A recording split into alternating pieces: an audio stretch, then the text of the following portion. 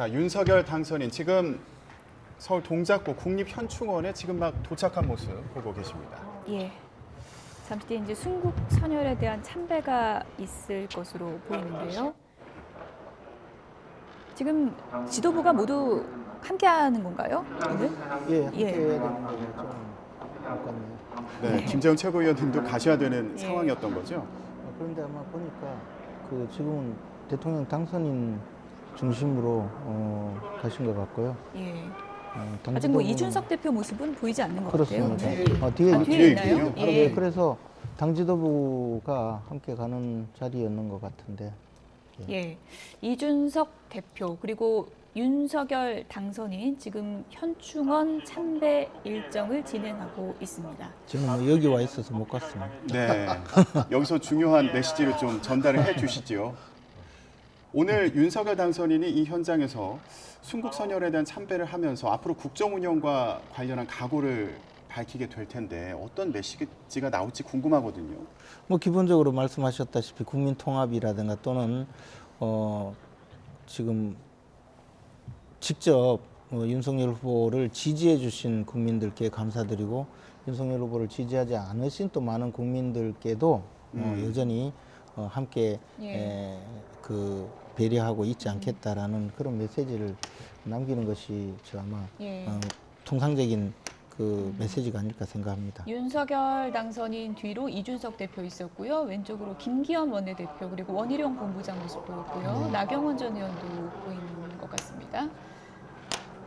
이준석 대표 지금 뒤에 있는 모습인데 어떻게 보면 윤석열과 이준석의 콜라보 이번 선거에서 어떤 영향을 미칠까 관심이 쏠렸었는데 결과적으로 이준석 대표의 역할이 어떤 부분이 있었을까요? 뭐 역할이 많았죠. 예. 그런데 이제 또 힘든 부분도 많이 있었고요. 특히 이제 그 저희들이 그 빅데이터를 통해서 계속 여론조사라든가 또는 뭐 그 인터넷 공간에서의 언급량 이런 것을 종합적으로 정리를 해서 이재명 후보와 윤석열 후보의 그 지지도를 계속 이 조사를 해봤는데요. 예. 그 과정에서 윤석열 후보가 이재명 후보에게 그 지게 된 그 구간이 있습니다. 예. 그 구간은 그러니까 작년 12월 말부터 금년 1월 중순 사이 그때는 사실 뭐 많게는 10% 이상을 뒤진 적도 있었어요. 네. 그때는 대부분이 이제 이준석 대표가 당내의 그 분란을 일으키고 또 뭐 내부 총질을 한다든지 이런 경우가 가장 힘들었던 예. 때고 그것을 이제 극복해 나가면서 마지막으로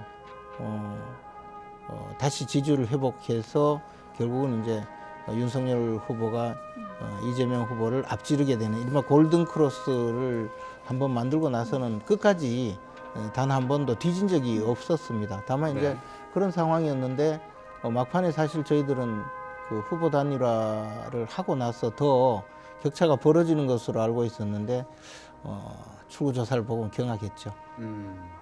네, 윤석열 당선인 국립현충원에서 지금 순국 선열에 대한 참배를 하고 있는 현장 화면 함께 보고 계십니다. 자, 오늘 이 공식 일정을 시작으로 당선인으로서 행보에 나서게 되는데요. 이어서 국회에서 당선 인사를 국민들께 하고요. 또 오후에는 선거대책본부 해단식에 참석해서 당 관계자들을 격려할 예정입니다. 예. 오늘 뭐 선대본 핵심 그 인사들과 함께 윤석열 당선인이 지금 국립현충원에 참배하는 모습 보셨고요. 이후에 어떤 메시지를 내놓을지 기자들 앞에서 또 이제 국민들에게 내놓는 메시지가 있을 텐데 어떤 내용이 나올지 이 부분이 상당히 좀 주목되는 부분인 것 같습니다. 네. 자, 김재원 최고위원님. 저희가 여러 가지 대선 과정의 변수에 대해서도 짚어봤는데 안철수 국민의당 대표와 단일화를 한 그 과정을 또 빼놓을 수가 없지 않습니까?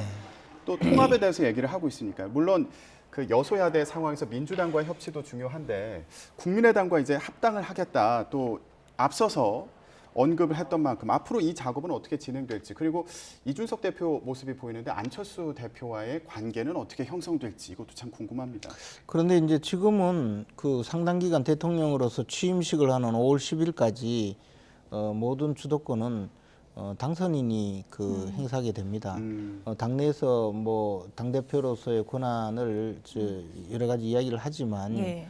후보로서는 당무 우선권에 의해서 당의 행정적인 당무 전반에 대해서 권한을 행사했지만 네. 지금부터는 정치적인 비중으로 정치적인 위상으로서 당선인의 역할이 중요한데요. 예. 이미 후보 시절에 합당을 결정을 했거든요. 국민의당과 국민의힘은 합당을 하기로 결정을 했고 오늘 새벽에 당선이 확정되고 나서 대국민 메시지 발표한 대국민 메시지에도 국민의당과 빠른 시일 내에 합당을 하겠다고 또 재차 확인을 했습니다. 그래서 네. 합당 절차는 뭐 순조롭게 진행이 되리라고 생각하고요. 안철수 인수위원장 얘기도 지금 언론을 통해 흘러나오고 그 부분은 있는데. 뭐 제가 예. 아직까지 확인한 바도 없지만 제가 또 확인할 위치도 있지 않습니다. 예. 네. 그런데 사실 이제 안철수 대표의 역할은 앞으로 이제 국민의당과 국민의힘이 합당을 해서 정치 세력으로 함께 가는 동안에 그 역할을 좀 더 역할 공간을 많이 만들어주는 것도 국민 통합뿐만 아니라 정치적인 앞으로의 국민의힘의 정치적인 미래를 위해서도 반드시 필요하다고 예. 봅니다. 네. 윤석열 당선인이 지금 방명록에 문구를 적었습니다. 위대한 국민과 함께 통합과 번영의 나라를 만들겠습니다. 이렇게 적었습니다. 네, 그렇습니다. 송 의원님, 이 네. 통합이라는 키워드가 앞으로 핵심 과제라고 볼 수 있는 상황이에요. 네, 맞습니다. 네, 어떤 부분을 좀 기대하고 계십니까? 뭐 당장 지금 뭐 얼마나 신빙성 있는 이야기인지는 모르겠지만 지금 안철수 비대위원장설 안철수 인수위원장설 네. 그다음에 장제원 의원 비서실장설 뭐 예. 이런 것들이 예. 나오는 것 아니겠습니까? 그러니까 참 통합의 과정을 다루는 데는 굉장히 좀 세심해야 될 것 같습니다. 예를 들자면 안철수 인수위원장이다라고 하면 본인들의 약속은 지키는 뭐 미덕은 있겠죠. 그렇지만 두 사람의 단일화가 있었을 때 여기에 대한 국민들의 반응은 어땠습니까?